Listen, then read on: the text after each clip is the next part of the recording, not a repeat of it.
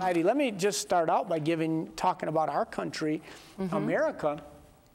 In the year 1900, was #1 in health in terms of the world. #1, rated the healthiest nation in the world. What year was that? 1900. Okay. By 1920, we had dropped to second. Still very good. I mean, yeah. First place, second place in health of all the nations of the world, still a good score. Right, right. By 1950, we dropped to third. It's still pretty good, though. 1970, we went to 41st. Ooh. So some stuff happened between 1950 and 1970. And we went from to third? go from third healthiest nation on earth to the 41st. Wow. Now, the next step to me was even more devastating, really, or amazing to me. From 1940 or 70, where we were 41st in health, to 1981, we went to 95th place. Wow. 95th healthiest nation in the world. We are not doing well at all. That's awful. That was 81. That's been 30 years. Yeah, from 1970 to 1981. Now, during that time, and there's a number of reasons for this, but the one thing that stood out to me during that same period of time, 1970 to 1981, fast food franchises increased by, I think, 35,000, something like that. So it's a part of the puzzle. I'm not saying it's the only thing. Yeah. But I mean, to see that fast of a drop, I mean, to go from third healthiest nation in 1950, that's only 60 years ago. Right. It's hard to believe in the 1980s that we're talking that's now 30 years ago. Yeah. That's hard to believe sometimes. I can't get over that. But to go from third healthiest to 95th healthiest by 1981, and it's not really getting Have we gotten better. any newer stats? Well, here's the newer stats that I have, but they're obesity stats. Okay. This is interesting too, and I'm sure we could draw a correlation here, but in 1992, America was 20% obese. In what year? 1992. 1992. 20% obesity rate in our country. Okay. By 95, it went to 30%, 98, 50%, and by 2009, it was 66% obesity. Wow. No wonder so many people are sick. Yeah. Oh, it's awful. And cancer's going off the scale, heart disease going off the scale. Yeah. And all due to obesity. I mean, linked. And we're doing, quote unquote, doing more than ever. I mean, we spent $6 billion in 1970 on disease care. We spent $110 billion in the year 2000. $110 billion, that's more than cars. We went from $6 billion to $110 billion. During that same period of time where we were dropping in healthy countries around the world. We spent more in that decade 2000 than we did on cars, higher education, and computers all put together. Huh. Those are some pretty big expenses. Yeah, I guess Cars, so. I mean, everybody's got a car or two. Yeah. Higher education to computers, Very that's expensive. in America. All of that's expensive. We spent more on disease care, and I'm emphasizing disease care because what we bring to you on this show is health care. Yes. Not so much focused on disease care. Disease care is what your doctor was trained to deal with, and thank God for doctors. When you need a doctor to deal with your disease, your doctor may be temporarily in charge of your disease, but only you are in charge of your health, and your health is your choice, and we can teach you health care according to the Bible. What does God's Word say about health? That's one of the things we bring to you. The typical American eats 3 hamburgers and 4 orders of fries a week. 20 to 40% of Americans eat no fruits and vegetables.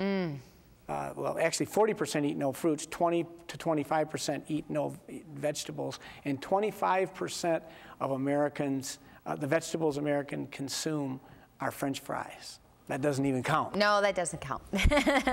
So we're on this fast-paced society where we've made food very convenient, and now you can get a full-course meal any time of the day or night. Practically. And food, although we're overfed, we're undernourished. There's a great nutrition train robbery. Wow. Wow. And okay, that's one thing. So from the side of giving our body what it needs to get and stay healthy and to keep it detoxified, because it takes at least one mineral to detoxify every single toxic chemical that would be in your body or come at your body. Okay. But it can take oftentimes more than one vitamin.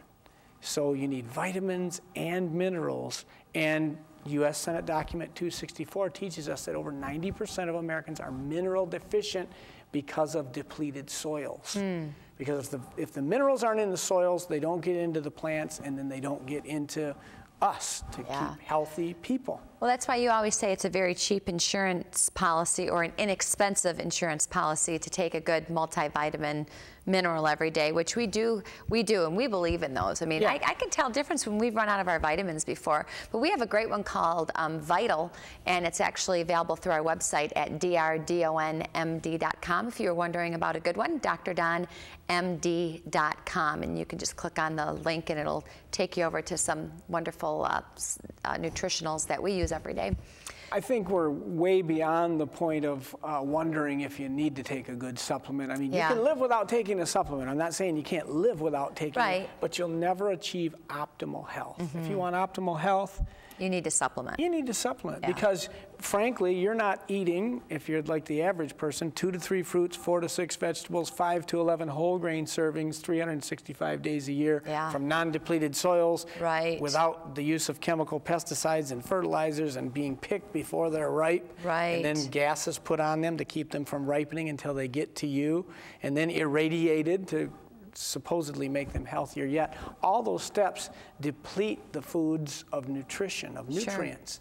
And then by the time you get it home, and you cook boil it, bake it, microwave it, reduce the nutritional content even more, it's nutrient depleted. So it's very inexpensive insurance policy, as Susan said, to take a good balanced multiple. And even the medical schools and the medical journals in 2002 finally agree with that. I've been teaching this for, I guess, about 3 decades now, 30 years. That you need the supplement, and in 2002 some of the major medical journals came out and finally said, yes, you should at least take a multiple every day. So that was good news when we heard that they were finally agreeing to that. And that's basically the foundation to your home, is your healthy home is having all those good vitamins and minerals that you need on a daily basis. So. And that's those are some of the things that in terms of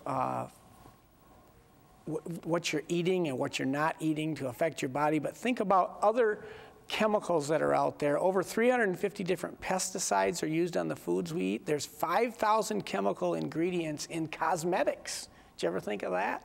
Not all cosmetics are as natural as they might want you to believe. There's chemicals there, and when you put something on your skin, it's just like taking it in your body. So try to keep that as natural as you can. Mankind has invented no less than 10 million new chemicals, 3,500 of which are in our food right now. Since World War II, 80,000 new synthetic chemicals have been released into the environment. And detectable levels of dozens of long-lasting synthetic chemicals, the DDTs, the plasticizers, those things that we hear about sometimes, are found in the tissues of all living things on Earth. In the United States, over 4 billion pounds of pesticides are used every year. 4 billion pounds. That's 8 pounds for every man, woman, and child. Whoa. 8 pounds for you. So we need to be detoxing. 300 million of us out there, 8 pounds a piece of pesticide. Yeah, wow. Highly toxic. And the average home contains 3 to 10 gallons of hazardous material.